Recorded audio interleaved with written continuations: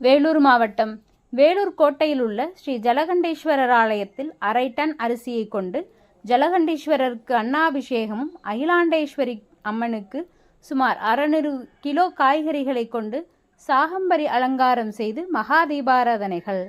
ஆயிரக்கணக்கான பக்தர்கள் சாமி தரிசனம் செய்தனர்.